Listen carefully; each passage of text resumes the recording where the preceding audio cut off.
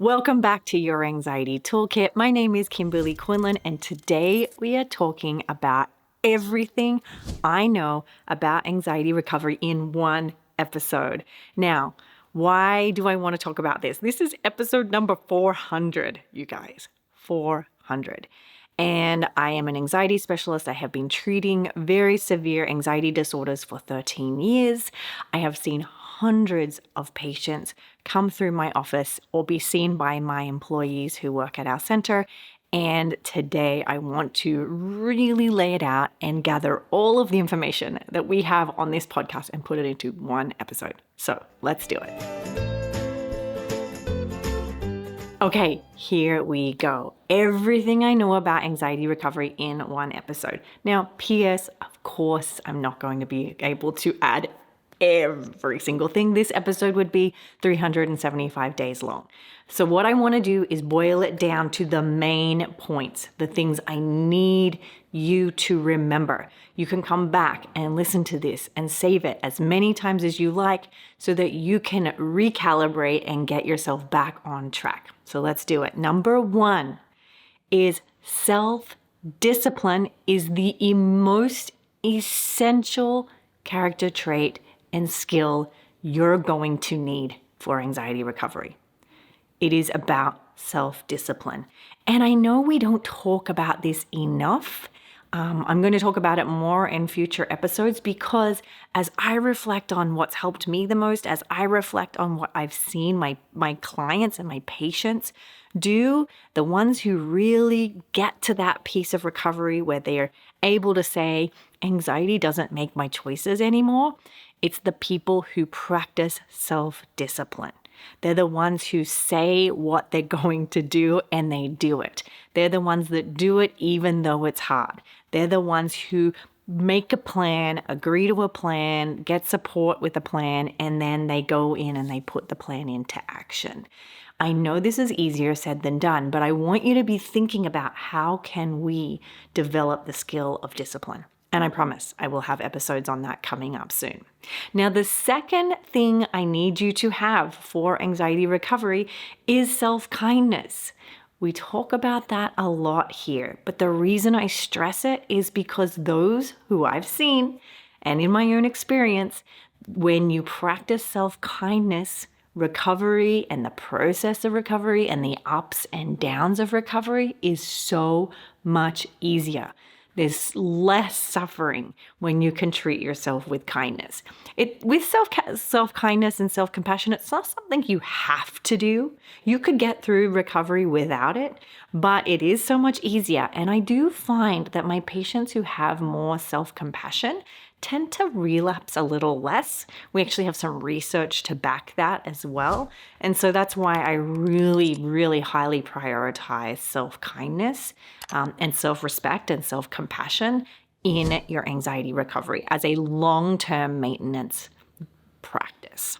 Now, number 3 is you must understand your condition in order to really recover. You must understand it.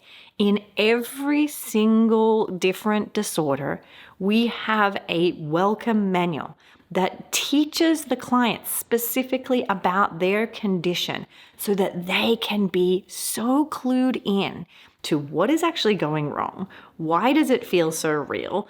What can I do differently? Where am I going wrong? What are the strategies and the skills that I need? You must understand your condition. Because the truth is, the treatment for, let's say, OCD is a little different to the treatment of social anxiety.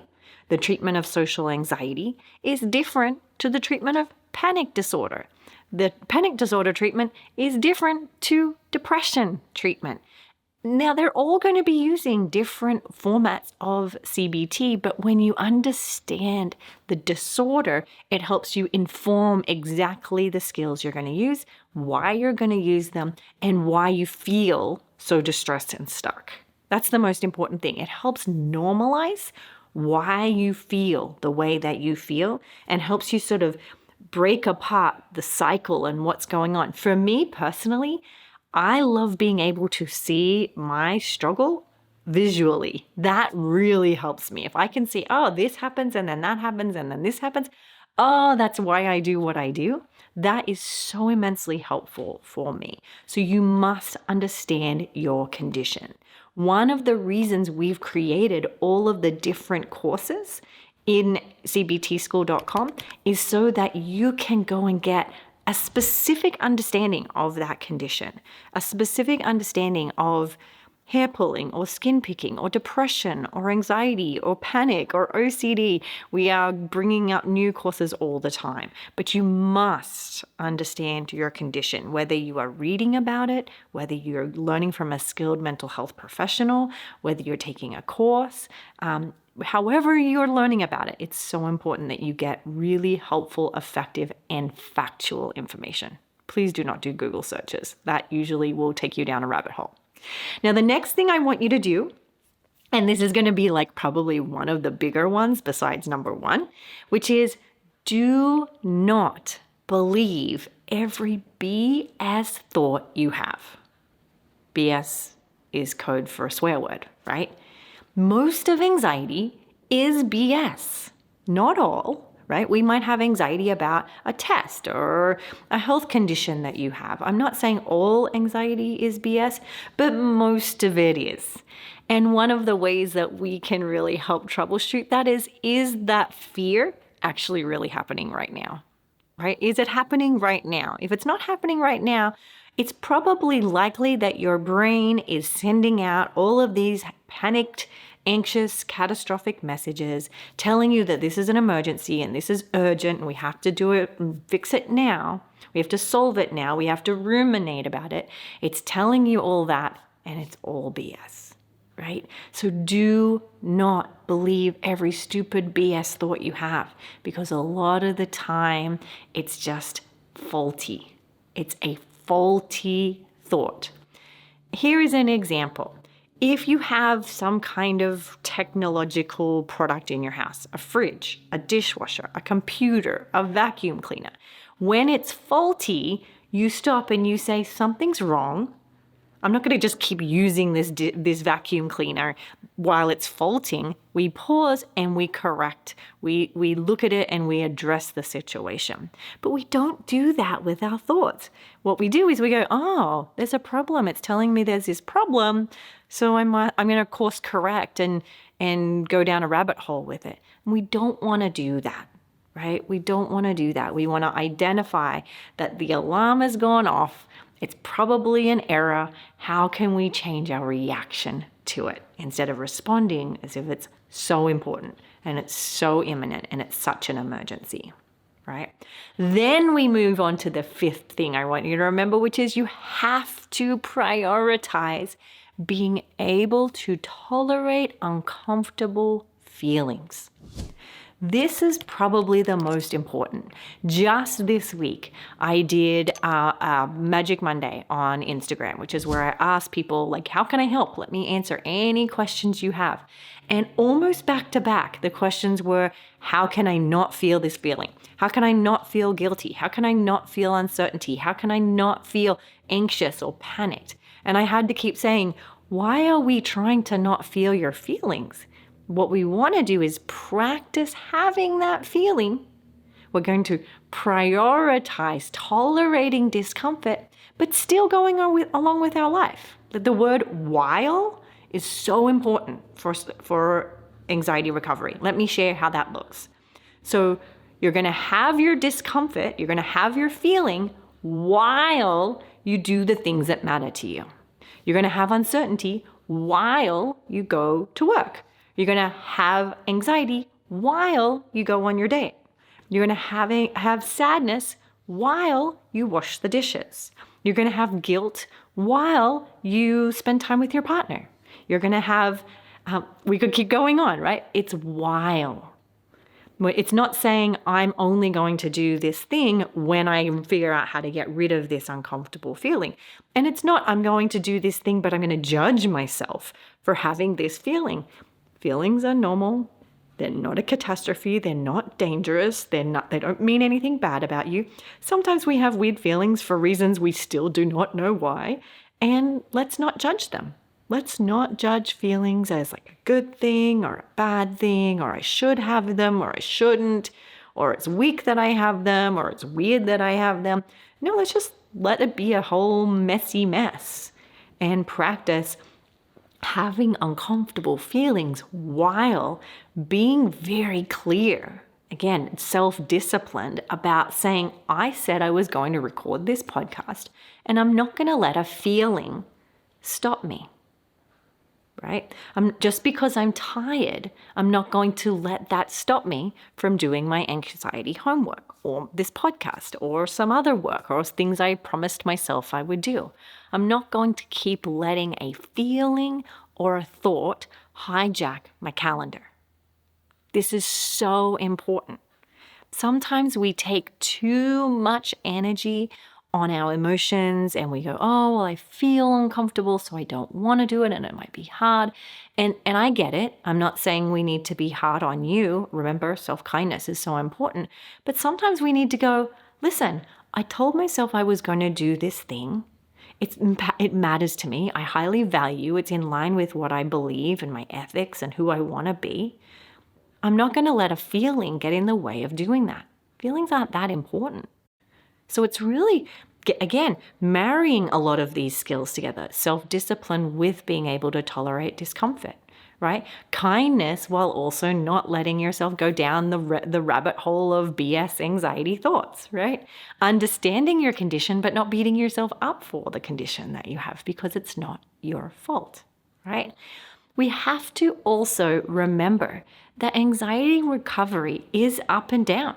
It's up and down and around, and it doesn't look straight, and it's going to take you for a detour this way sometimes. And sometimes there's going to be things that get in the way, like your sleep and your hormones and illnesses and family conflicts. And this is all just life.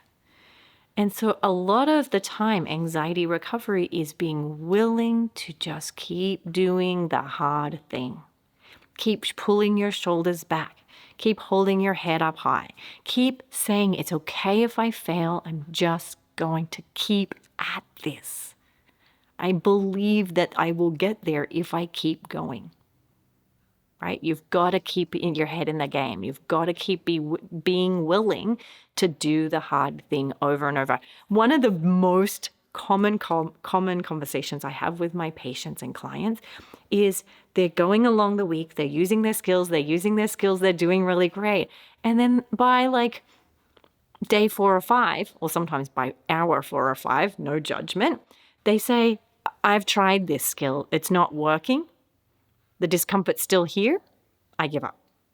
I've got to find another way. It's got to be something else. And I'll often say to them, you were doing so well. You just wanted a payoff earlier than what you're getting. Anxiety recovery is not an immediate payoff activity.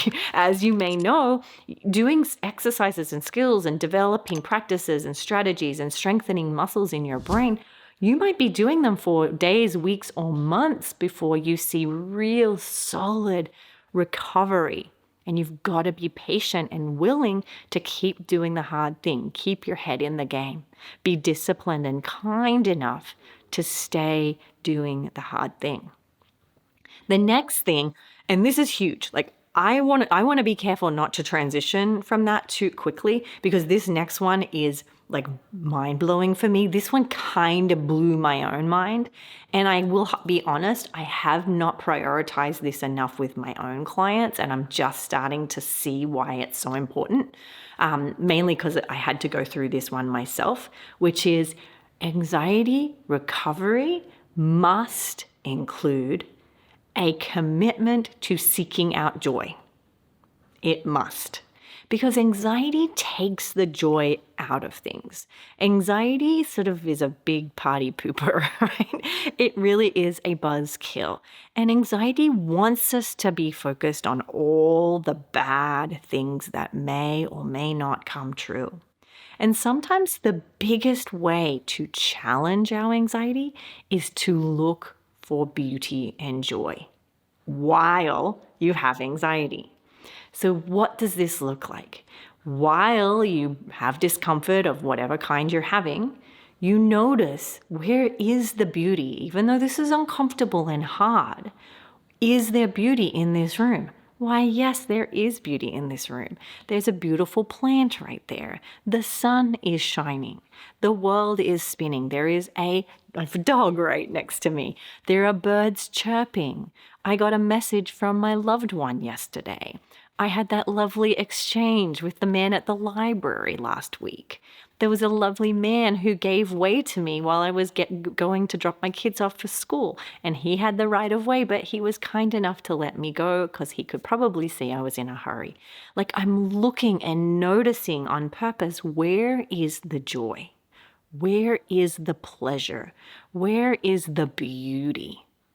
And if we don't do that often, anxiety recovery might be going well, but you start to feel depressed. So this is a great way to manage both anxiety and depression at the same time. You have to search for joy in your life. You have to, on purpose, create it. I now know to make sure all of my clients have some kind of hobby, preferably 4, 5, or 6 of them that they can do, not to avoid their anxiety, but while they have anxiety, they're still acting from a place of values and pleasure and fun and joy and interest and creativity. This is so important. P.S. Most people who have anxiety are super duper creative. So that's why this is so, so important. It keeps you connected to the real purpose in your life that you're here to do. What is it that's important to you? Make sure you're doing it. Now, the last thing I'm going to say is, for anxiety recovery to be long-term, you must get support. Now, that doesn't mean you have to see an anxiety specialist, although preferably, if you have the resources for that, absolutely get one-on-one support. But if not, please do not do this alone. Seek support through Facebook groups, online groups, local groups in your area. It might be communities such as the International OCD Foundation or the American Depression and Anxiety Association. It might be the BFRB, the Body Focused Repetitive Behaviors community. They're out there. There's people who are willing to invite you in. Maybe it's a local church. Maybe it's a local community center. Invite you in so you feel less alone in this process. This is the beauty of the internet. While the internet can be a very scary place at times, I think that there is some beauty in that it has created a lot of community for people who are struggling with certain mental health conditions. So please do seek support. If you're looking for any of more information about your condition or what you're going through, please head over to cbtschool.com. We have a whole array of very reasonable priced products there for you. Some of them are free. We have now officially 400 episodes of Your Anxiety Toolkit. 400. Every single one of them are free. You can access them at any time. They're all going to be talking about the same thing. I don't talk about random other things except anxiety and depression recovery. So that is going to be there as a resource for you. And I want you to remember that you deserve support. That support will make it easier, even though it can be sometimes a vulnerable process. Okay, so there you have it. That is everything I know about anxiety recovery in one episode. Happy 400 episodes. Thank you so much for being here. I know how valuable your time is. If you have a moment, please do not hesitate to leave a review. Your reviews mean so much to me. I screenshot them. I show my mom. I show my husband. I get so excited. Thank you, thank you, thank you. Have a wonderful day, guys, and I cannot wait for another 100. Talk to you soon.